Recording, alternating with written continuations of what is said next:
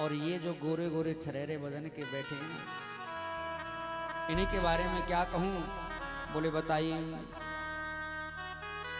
लक्ष्मण धाम सो राम प्रिय है, लक्षण धाम सो राम प्रिय, सकल जगत आधार, प्रभु वशिष्ठ तहि राखे, लक्ष्मण नाम उदार। इनका नाम है लक्ष्मण, जो राम के बड़े प्रिय होंगे। इनका नाम है लक्ष्मण। धीरे धीरे समय बीतता चला गया और एक बात मैं आपको याद दिला दूं, आप जो यज्ञ कर रहे हैं ना, ऐसे कभी त्रेता में भी यज्ञ किया था। विश्वामित्र महामुनि ज्ञानी बसे विपिन निज आश्रम जानी, और उन्होंने भी यज्ञ किया। ताड़का स्वभाव इत्यादि ने जब यज्ञ नहीं करने दिया तो मन में समझ गए हरिविन मरे ना निश्चर पापी, और सीधे आए। आकर के दशरथ जी से प्रणाम किया। दशरथ जी ने कहा आप यहाँ पर पधारे, मुझे बड़ा आनंद प्राप्त हुआ, लेकिन हे ऋषिदेव आपके आने का कोई कारण हो तो कृपया करके हमें बताएं। असुर समूह सतावहि मोई, याचन नृप आयो तोहि। असुर समूह सतावहि मोहि, याचन नृप आयो तोहि। असुर समूह सतावहि मोहि, याचन नृप आयो तोहि। अनुज समेत मोहि देहो रघुनाथा, अनुज समेत मोहे देहो रघुनाथा। अनुज समेत मोहि देहो रघुनाथा, अनुज समेत मोहे देहो रघुनाथा। निश्चर पद में मोह सनाथा, निश्चर पद में मोहि सनाथा। मुझे निश्चर यज्ञ नहीं करने देते हैं, इसलिए अनुज समेत देहो रघुनाथ। इतना सुनते ही महाराज दशरथ जी कांप गए और कह दिया क्या? विप्र वचन नहीं कहे बेचारी, विप्र वचन नहीं कहे बिचारी।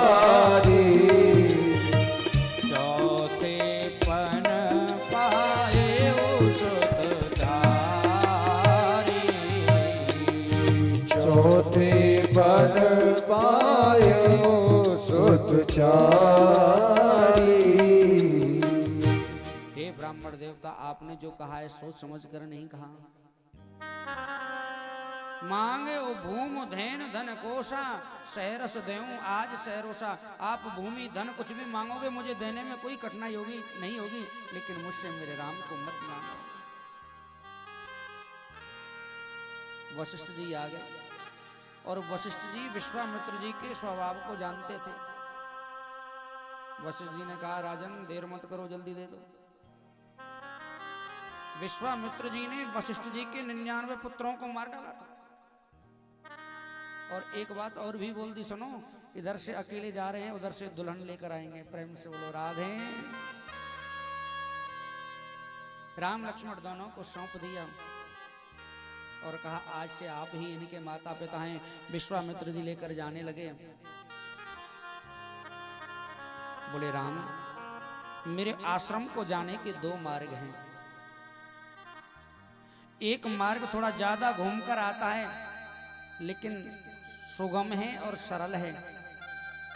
और ये जो मार्ग है ना, ताड़क नाम के वन में होकर प्रवेश करता है, ये कठिन भी है और कष्ट भरा भी है, क्योंकि इसके अंदर ताड़का नाम की राक्षसी रहती है। भगवान बोले तो इधर से ही चलो ना। विश्वामित्र जी को भरोसा हो गया, क्योंकि विश्वामित्र जी के मन में था भरत और राम दोनों एक जैसे, कहीं ऐसा तो नहीं भरत जी को भेज दिया हो। हाँ, और जैसे ही जाने लगे तो गड़गड़ाहट करते हुए राक्षसी आने लगी। भगवान विश्वामित्र जी बोले राम सावधान हो जाना, ये जो आवाज आ रही है ना, ये किसी और की आवाज नहीं है, ये उस राक्षस की ही आवाज है। और आकर के जैसे ही विश्वामित्र जी की तरफ झपटने लगी, एक ही बाण प्राण हर लीना, एक ही बाण प्राण हर लीना, एक ही बाण प्राण हर लीना, एक ही बाण प्राण हर लीना, दीन जान कहीं निज पद दीना, दीन जाने कहीं निज पद दीना। एक ही बाण में भगवान ने अपने धाम को पहुंचा दिया, बड़े बड़े राक्षसों का उद्धार किया। आगे की तरफ जाने लगे प्रभु। आश्रम एक दीख मगमाई, एक आश्रम देखा बड़ा शांत, वृक्ष हैं लेकिन हिल नहीं रहे, पक्षी हैं लेकिन बोल नहीं रहे, और वहां एक पत्थर की शिला खड़ी हुई है। भगवान ने पूछा गुरुदेव ये आश्रम कैसा विचित्र है और ये शिला कौन है? भगवान की बात सुन करके विश्वामित्र जी बोले गौतम नार साप वश उपल देह धर धीर, चरण कमल रज चाहती, कृपा करो रघुवीर, कृपा करो रघुवीर। भगवान ने अहिल्या का उद्धार किया। विश्वामित्र जी ने गंगा अवतरण की कथा सुनाई। इधर में माता जानकी का स्वयंवर हो रहा था। मैं तुमको सीधे सीधे विवाह की तरफ ले चलता हूँ। स्वयंवर में भी सबको निमंत्रण दिया गया। विश्वामित्र जी वहां गए हैं, ये बात जनक जी को पता चली तो जनक जी निमंत्रण देने के लिए आए। उसी समय पर भगवान राम छोटे भाई लक्ष्मण के साथ फुलवारी में से फूल तोड़ करके लेके आए। राम और लक्ष्मण को देख करके जनक जी का मन विचलित हो गया। यद्यपि दशरथ जनक जी जो हैं निर्गुण ब्रह्म के उपासक हैं, लेकिन बार बार राम जी को देख करके मन विचलित होता है और पूछ ही लिया। बोले हे ऋषि देव एक बात बताइए, इन बालकों को देख करके मेरा मन बड़ा प्रफुल्लित हो रहा है। ये बालक कोई मुनि के बेटा हैं या किसी राजा के तिलक हैं? आखिर ये कौन है? विश्वामित्र जी मुस्कुरा से बोले राजन, ये दोनों दशरथ जी के पुत्र हैं। इनका नाम है राम और इनका नाम है लक्ष्मण। मेरे मख की, मेरे यज्ञ की रखवारी करने हेतु यहाँ पधारे। इन्होंने ही ताड़का स्वभाव इत्यादि सबका उद्धार किया है। जनक जी ने निमंत्रण दिया तो कहते हैं धनुष्य यज्ञ सुन रघुकुल काना। धनुष्य यज्ञ की सुना है तो मन में बड़ा आनंद हुआ। आज को जाने लगे। इधर में माता जानकी जी कात्यायनी पूजन के लिए आई और भगवान राम छोटे भाई लक्ष्मण के साथ में वहां अशोक वाटिका में पुष्प तोड़ने के लिए गए। जानकी जी ने, सखी ने जानकी जी को जब राम को दिखाया तो राम को देखकर ही माता कात्यायनी जी से जानकी जी ने प्रार्थना की है और किस प्रकार कह रही हैं। जय जय जय गिर राज किशोरी, जय महेश मुख चंद्र चकोरी, जय जय जय राज किशोरी, जय महेश मुख किशोरी जय गज वदन षडानन माता जय गज वदन षडानन माता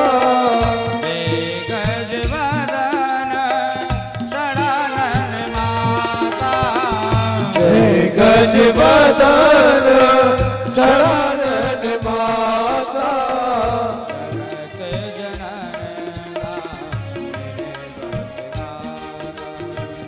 जगत जननी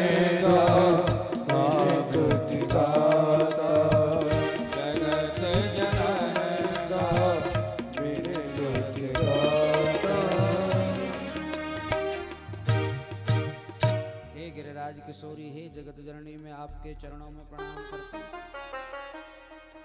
जिनको मैं देख करके आई हूं कृपया करके वो मुझे पति रूप में मिल जाए।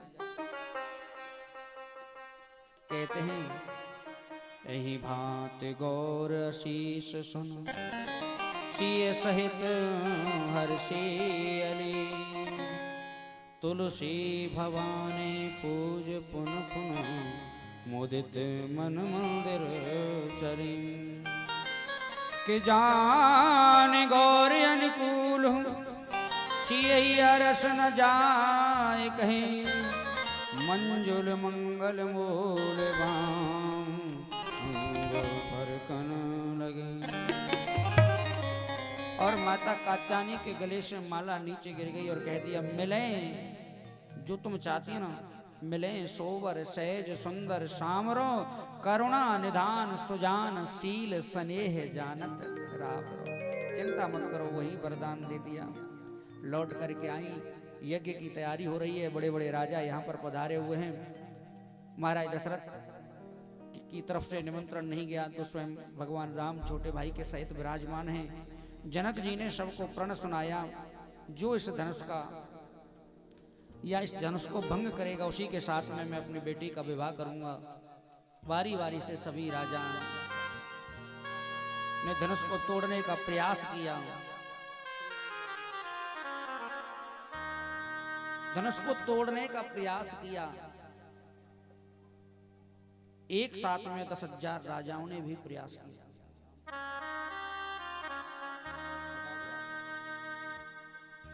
एक साथ तोड़ने का प्रयास किया लेकिन कोई भी नहीं तोड़ पाया।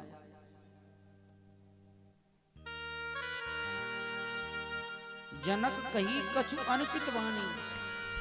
जनक जी समझ गए कि मेरी बेटी बिन ब्याही रह जाएगी। मैंने ये प्रण गलत कर लिया। उसी समय पर लक्ष्मण जी बोले आज अगर मुझे रघुकुल श्रोमणी का आदेश होता तो इस ब्रह्मांड को कच्चे घड़े की तरह डाल देता। जो रावण अनुशासन पाऊं तो एव ब्रह्मांड उठाऊं। भगवान राम ने सारा किया। लक्ष्मण जी जरा क्रोध मत करो, तुमसे पहले तो अभी हम बैठे हैं। बाबा गोस्वामी तुलसीदास जी कह रहे हैं क्या विश्वामित्र समेशो